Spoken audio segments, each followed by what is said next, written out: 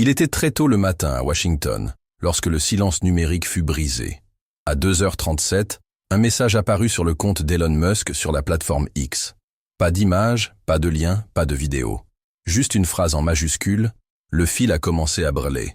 Sans explication, sans contexte. Quelques minutes plus tard, le post disparut, comme s'il n'avait jamais existé. Mais la capture d'écran s'était déjà répandue. Dans les groupes d'analystes financiers, parmi les agents à la retraite et sur des forums mêlant politique et théorie du complot, l'alerte fut lancée. Musk est en train de bouger quelque chose. Encore. Sauf que cette fois, personne n'imaginait l'ampleur de la toile qui allait être dévoilée. 12 heures plus tard, Elon Musk apparut en direct. Pas sur une scène luxueuse de Tesla ou de SpaceX, mais dans une installation oubliée du sud de la Floride, près de Cap Canaveral. Des caméras tournaient autour d'un ancien centre de contrôle spatial. Des écrans à tubes désactivés remplissaient l'arrière-plan de la salle, mais devant eux, d'immenses panneaux LED brillaient en temps réel, affichant des graphiques financiers, des cartes interactives et une galerie de visages figés sur des images provenant de caméras de sécurité, de passeports et de vieux titres de presse. Au centre de la scène, Musk. Il ne sourit pas. Il ne fit pas de signe.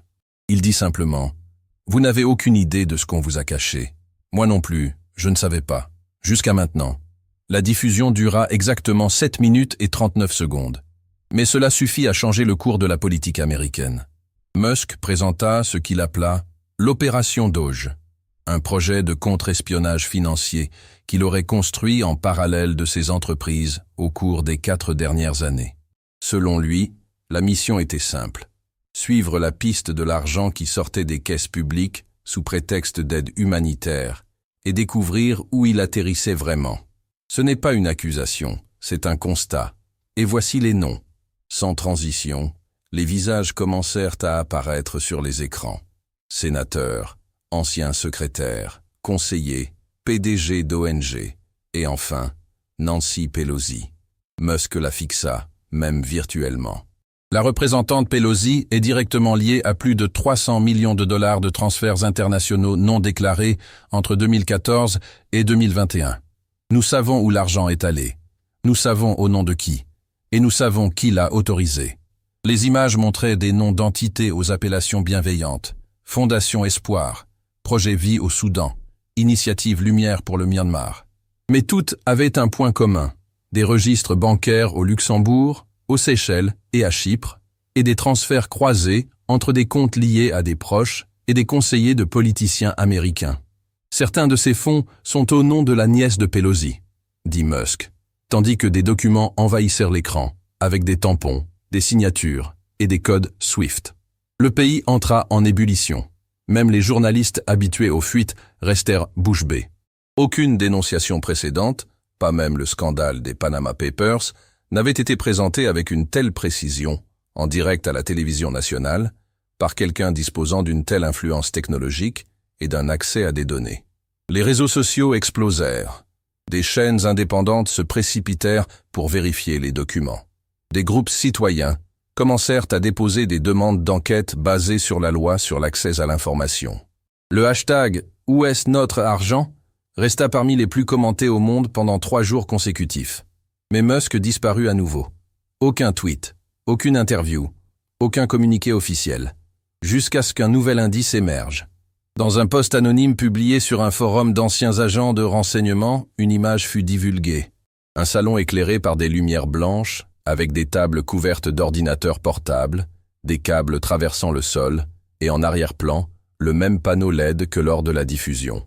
La légende disait « Centre Doge, Floride, opérationnel ».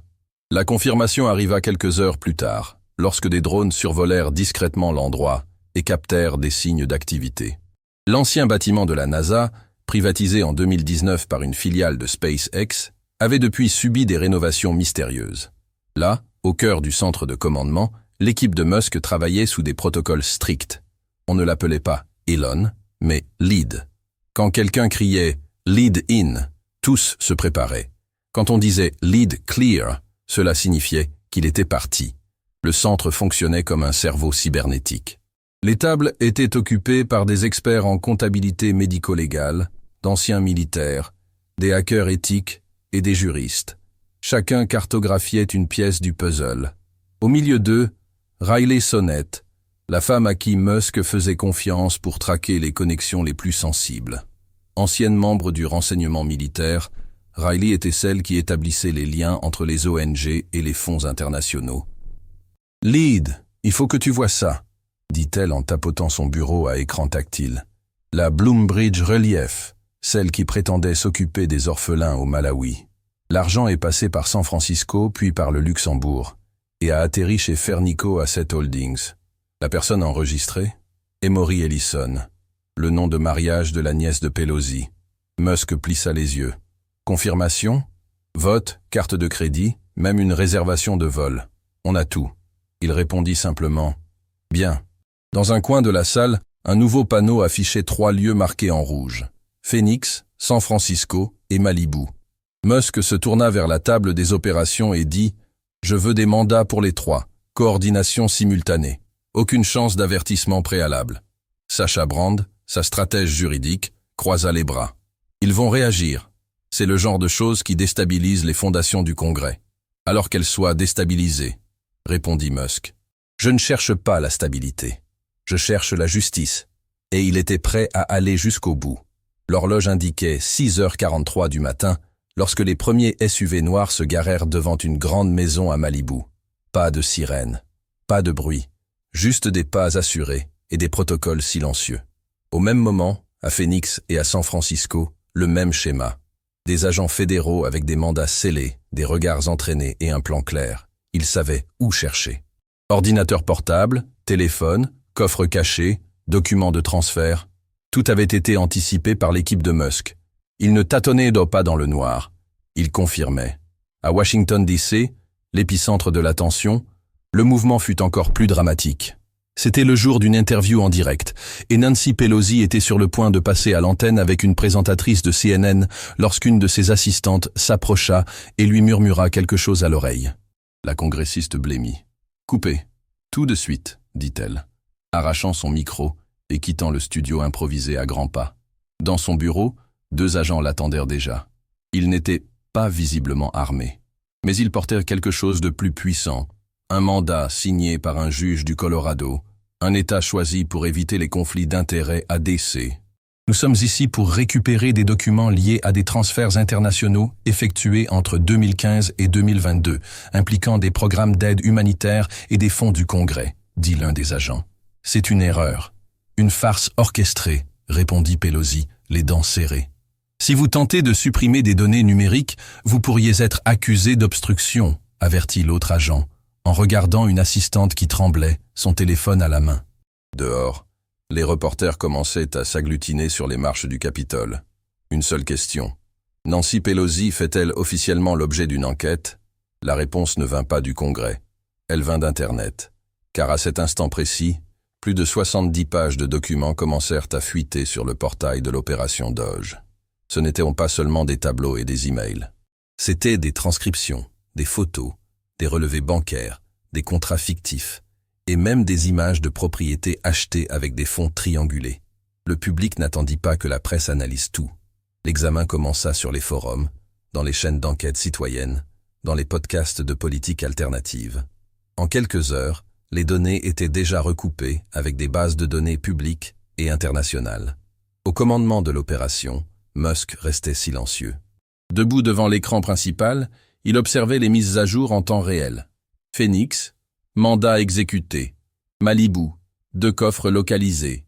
DC, un ordinateur portable avec un cryptage de niveau militaire transféré à Quantico pour analyse. « Ils ont déjà commencé à t'attaquer » dit Sacha Brand, en regardant une diffusion en direct sur MSNBC. « Laisse-les attaquer. Ce qu'ils ont maintenant, c'est du désespoir. Ils vont me traiter de tyran numérique, d'autoritaire. »« Qu'ils essaient » répondit Musk sans détourner le regard. Riley s'approcha avec un nouveau lot de données.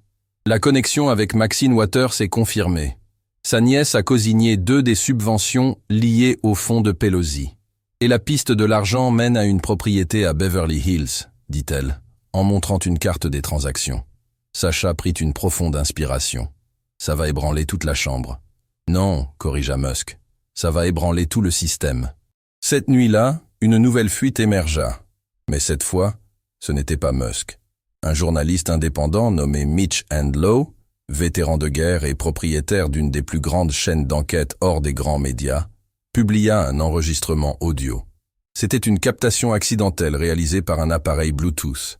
La voix, reconnaissable entre toutes, Nancy Pelosi, en réunion avec ses avocats. Si ça va jusqu'au procès, je suis fini. Ils ont tout. Pas besoin de me le dire, je sais. L'extrait devint viral en quelques minutes. Les grandes chaînes l'ignorèrent, mais TikTok, YouTube et des centaines de chaînes alternatives le répandirent comme une traînée de poudre. Le récit commença à changer. Ce n'était plus « Elon Musk dépasse les bornes ». Maintenant, c'était « Pourquoi personne n'a fait ça avant ?» Le lendemain matin, Pelosi apparut devant sa maison à Georgetown, les yeux fatigués, la voix ferme, mais sans éclat. C'est une tentative orchestrée pour me détruire politiquement. Un milliardaire avec un complexe messianique ne devrait pas être l'arbitre de la démocratie. Mais l'image ne tenait plus. Dans les cafés du Nebraska, les salles de classe du Texas, les bus scolaires de Pennsylvanie, les gens parlaient. Et ils ne parlaient pas en criant. Ils parlaient avec doute, avec soif, avec attention. Au centre de commandement, Sacha fixait les gros titres. Ils essayent de te transformer en méchant de l'histoire. Je m'y attendais. Ce qu'ils n'avaient pas prévu, c'est que les gens sont plus éveillés qu'ils ne le pensent, répondit Musk. Et si rien de tout ça ne change? Riley, qui écoutait, répondit avant que Musk ne le puisse. Ça a déjà changé. Et ça avait vraiment changé. 3 jours plus tard, Musk fut convoqué à une audience publique au Congrès. Il y alla seul, sans conseiller, sans avocat, sans mise en scène. Dans la salle bondée, avec des caméras partout, il s'assit face à la commission de surveillance. D'un côté, les congressistes. De l'autre, le peuple. Nancy Pelosi était là. Elle entra en dernier, silencieuse, sérieuse, mais elle n'avait plus la même aura. Musk, d'un simple toucher sur l'écran, commença sa présentation. La mission de l'opération Doge était simple, suivre l'argent, depuis la source publique, en passant par les intermédiaires, jusqu'aux bénéficiaires privés. Tout est documenté. Les écrans affichaient des transactions en séquence, du département d'État vers des ONG basées à Genève, puis vers des promoteurs à Amsterdam, avant d'atterrir dans des holdings enregistrés au nom de proches de parlementaires. 32 propriétés dans 6 pays, enregistrées sous des sociétés écrans contrôlées par des personnes liées à des membres de cette assemblée. Un silence pesant envahit la salle. Pelosi intervint alors. « Vous n'êtes pas un enquêteur fédéral. Vous n'avez pas l'autorité légale pour agir ainsi. Vous détournez le processus démocratique. » Musk la fixa. Calme. « S'il s'agit d'un détournement, pourquoi votre nièce apparaît-elle comme consultante financière dans 3 entreprises qui ont blanchi des fonds publics ?» Elle hésita. Pas de réponse. Musk continua. « J'ai ici une chaîne d'emails, dont un daté de 2020, avec cette phrase d'un de vos conseillers. Confirmez le report de l'audit. Si ça passe pour de l'aide au développement, personne ne posera de questions. » L'écran se figea sur la phrase.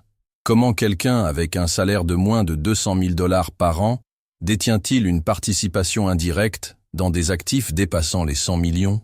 Pelosi tenta de répondre, évoquant des contrats, des investissements, des livres, mais sa voix tremblait.